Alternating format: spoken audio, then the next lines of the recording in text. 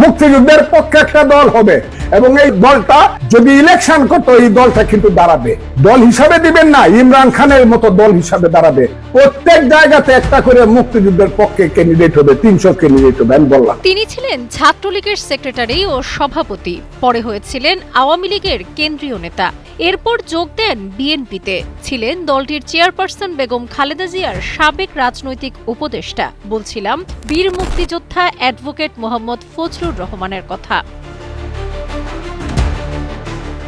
সম্প্রতি সামাজিক যোগাযোগ মাধ্যম ফেসবুকে দেওয়া এক বক্তব্যে নতুন দল গঠনের ইঙ্গিত দেন তিনি। বিএনপি চেয়ারপারসনের উপদেষ্টা পদ থেকে স্থগিত হওয়া বীর মুক্তিযোদ্ধা অ্যাডভোকেট মোহাম্মদ ফজলুর রহমান বলেন, মুক্তিযুদ্ধের পক্ষে একটি নতুন রাজনৈতিক দল গঠনের সময় এসেছে। তার মতে এই দল যদি নির্বাচনে অংশ নেয় তবে সেটি ইমরান খানের দল পাকিস্তান তেহরিকে ইনসাফের মতো শক্ত অবস্থান তৈরি করতে পারবে।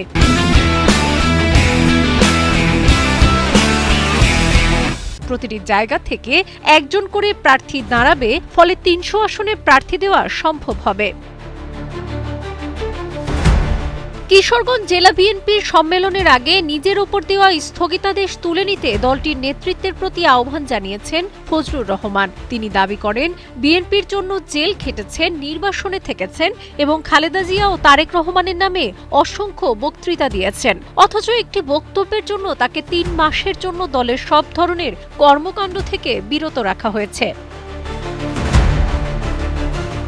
তার অভিযোগ, কিশোরগঞ্জ জেলা বিএনপির সম্মেলনে তাকে যেতে দেওয়া হচ্ছে না, অথচ তিনি দীর্ঘ ৮ বছর ধরে জেলার নেতৃত্ব দিয়েছেন। হামলার শিকার হয়ে রক্তাক্ত অবস্থায়ও তিনি দলের সম্মেলনে অংশ নিয়েছেন। তিনি ক্ষোভ প্রকাশ করে জানান, তার বয়স এখন ৭৮ বছর, প্রতিটি মুহূর্তই তার কাছে মূল্যবান। তাকে যদি রাজনীতি থেকে সরিয়ে রাখা হয় তবে রাজনীতি ছেড়ে দেওয়া বা ভিন্ন পথে হাঁটারই বিকল্প।